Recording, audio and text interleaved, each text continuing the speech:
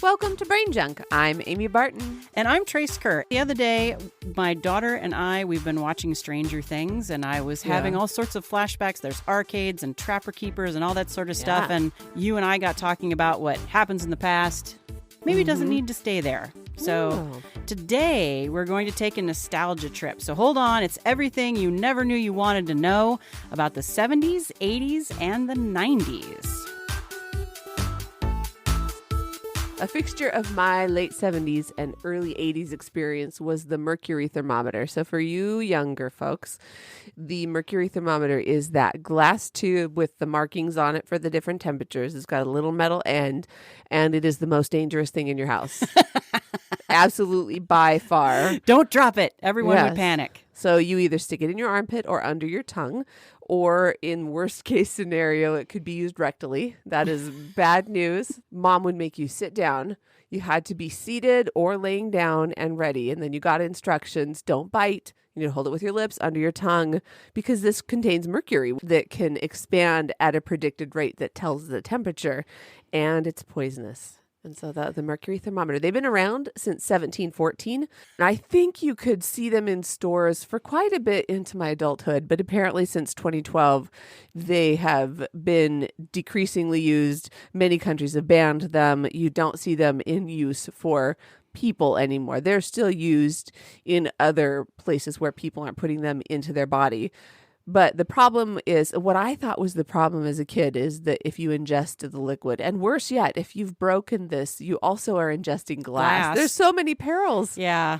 I remember an exciting time where we did, I'm the one who dropped everything. A thermometer, things happened, a thermometer was dropped. And it was the coolest thing because my mom spent forever in the kitchen picking up all the glass and making sure she collected the mercury beads up. So she had all the little beads of mercury. So it was the most interesting and most terrifying thing. And I always thought ingesting the mercury was the biggest problem, but apparently that isn't. It's actually inhaling it is a bigger problem. You could actually have health problems with the vapor. Ingesting, it's a bummer, but it's not the big deal breaker that I thought it was as a kid. You're not going to die. Okay. So let's move on and talk about laser discs, because I had no idea about these. Yes, I have viewed a laser disc in my lifetime, friends. The laser disc was actually invented in 1978, and my favorite part of this topic was that it was sold and marketed by MCA DiscoVision. DiscoVision? So I'm good. Seeing that with the block lights. font, coming across the screen, almost like reading Rainbow. DiscoVision. Yeah, with some lines underneath or trailing. Oh, yeah. Something. The laser disc, for those uninitiated who don't know, it is record sized, but it's a video format. You could record movies. And the plus of them is they're gigantic. It's the same concept as a DVD, but it's huge. In the US, about 2% of households had a laser disc in 98. Although in Japan in 99, 10% of households had it. So some of these were interesting to read, how things hung on in other parts of the world or how we hung on to things. The laser disc died out pretty quickly for us. I don't remember. Okay, so you're saying 98. 98 was the last, the 2% of the U.S. had them in 98. Because 97, Anson was born. So I think maybe I was busy. I was in a fog. Yeah. Well, I don't really remember late 70s and laser 80s. discs at all. I mean, I remember tapes, and then it seemed like, boom, we had CDs. Yeah, we were busy watching the VHS Betamax wars, and that is another video format war. The Betamax was invented in 1975. It appeared in stores in November of 75, so you could buy it for Christmas. But the Betamax lost the videotape war to VHS tapes. They ceased making recorders in 2002, and March 2016 was the last time you could buy a tape, which is really long. 2016, really? That's some nostalgia lovers making Betamax tapes, I think. Wow. I remember the Ithamidises had a Betamax, and we watched, I think, Robin Hood. Because now we're just down to, and isn't there still a Blockbuster? Isn't there one Blockbuster left in the United States? I like the idea that there will always be one. Man, because that was Friday night. I mean, you think Netflix Okay, you think picking out a Netflix thing is annoying? Like you've made dinner, you sit down, now we're going to pick something. 2 hours later, you still haven't picked something. Yeah. Try going to a Blockbuster on a Friday night and you're just walking around and the ones you want are gone because they're the new ones and they only have a couple. And then it's just you and like Shogun and something else that you weren't,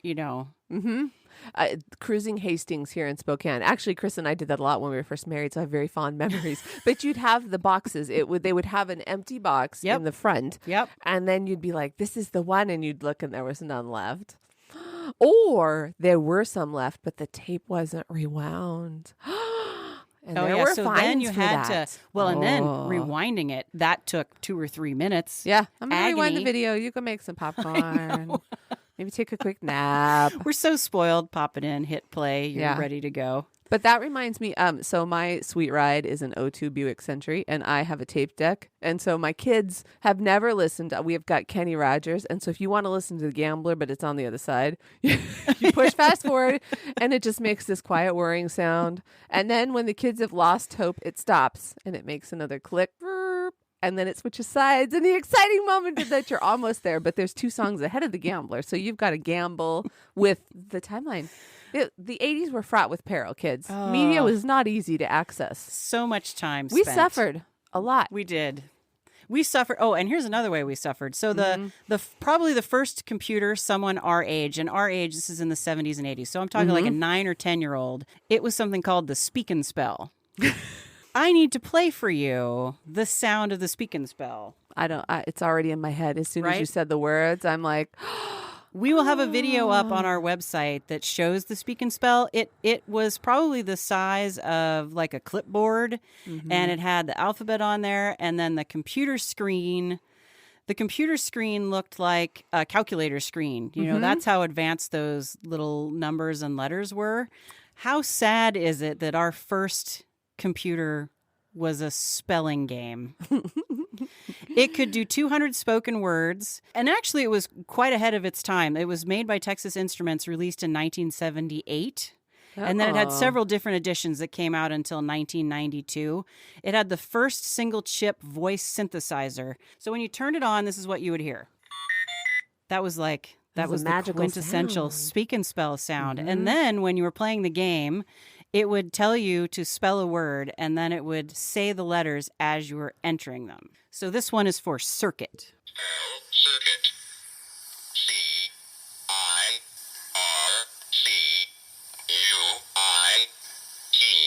That is correct. It was like what was it, Hawking's? Yes. They whole used the time, Speak and Spell voice for him. That is correct. Now spell apple, and then you'd spell the next one. And one of the cool things about it was that the keyboard was in alphabetical order, not in QWERTY keyboard order. Yeah, we couldn't afford one. Didn't know that. Oh, you didn't have a Speak No, but and we Spell? did get we got a knockoff later version that is about the size of a modern laptop, and it had a full-sized QWERTY keyboard and a number thing, and you could do math and word games on it. Yes, and they did have lots of different variations. And then I have another sound from the past here. So since we're talking about computers, before you had quick and easy Wi-Fi access, we had an old Commodore 64 computer. Sweet. And then when good. you wanted to get on the internet, you would click connect. And then your modem would reach out across the phone lines and talk to another modem, and you'd have a dial-up tone. It's 32 seconds long, but I'm not going to play the whole thing because it will kill your soul. But just imagine every single time 14-year-old you sitting at a computer. you're trying to get out there, you want to play, your Doom. Oh, Doom. you want to play Doom. You want to get on a chat thing and talk to your friends. You had to hear this first.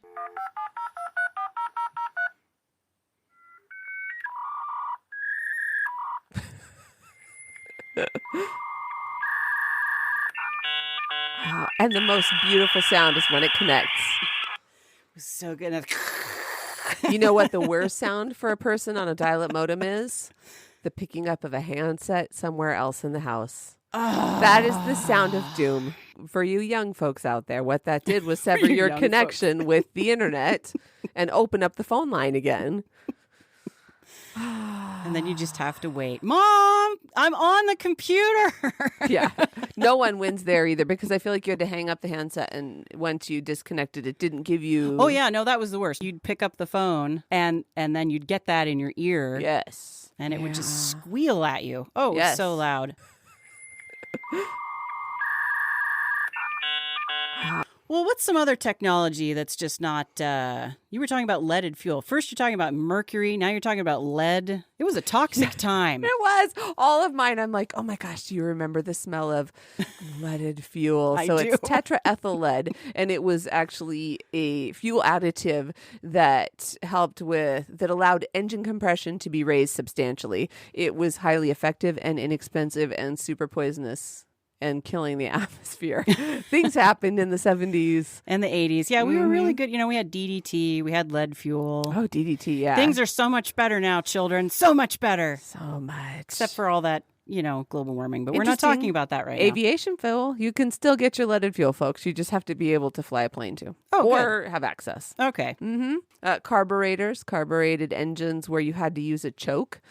And I confess, this is something that I should have known in my lifetime, but we were riding snowmobiles at my aunt's house and I killed the engine because I've never ridden them very much. And she's like, well, you got to use a choke to start it. And I'm walking away and said, thanks. I realized I think you pump a lever and a blah, blah. And Chris is like, yeah, my husband says it does blah, blah. And I'm not even going to try to tell you again because he told me and it made sense. It does things. It helps, starts the engine. I don't know. It's a thing I should know, but thank goodness we don't have to do that wizardry anymore to start our car. Although I think you still need to use a choke on some motorcycles. Yeah, there are still vehicles, small And, engines and lawnmowers, rototillers. Yeah. Yeah. Well, let's move on to something that's a little more laid back. Yes. We're going to talk about card catalogs. It's very laid back. So laid back. I feel like I need to talk in my librarian voice. There we go. Shh, quiet. Let's bring our volume down, everybody. Shh. Okay.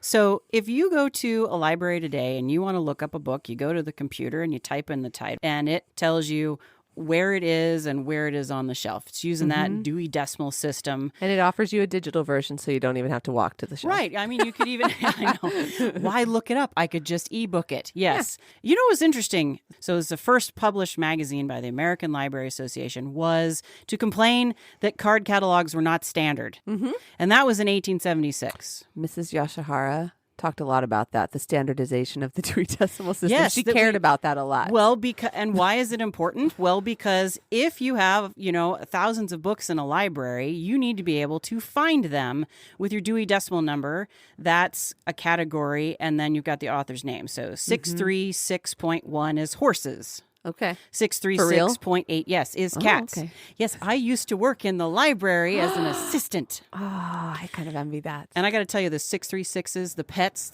that got checked out a lot. Well, even though you have these numbers, that doesn't do you any good if you don't have some sort of catalog. So in the 1990s, because when I was in college, we were still we were starting to switch over to the computer. You'd have these giant file boxes, and in them were thousands of little index cards, and you'd have to pull, so you'd go to like GA through GI, and you'd pull that open, and you'd go through all of these cards individually until you found your author's last name. Yes. And then on that card was the title of the book, and then it also had where it was located in the library. So you knew, okay, it's this thing, so you have to go to this floor and find your book. It's one of those lovely tactile experiences too. And the card catalog themselves they're probably 100 years old in most libraries because they've been used since whenever. I don't know when did you say Dewey started? Well, in 1780, that's the first one. Okay. And that was in Vienna. And then it developed over the years. So the English and French kept taking different cracks at it. Yeah.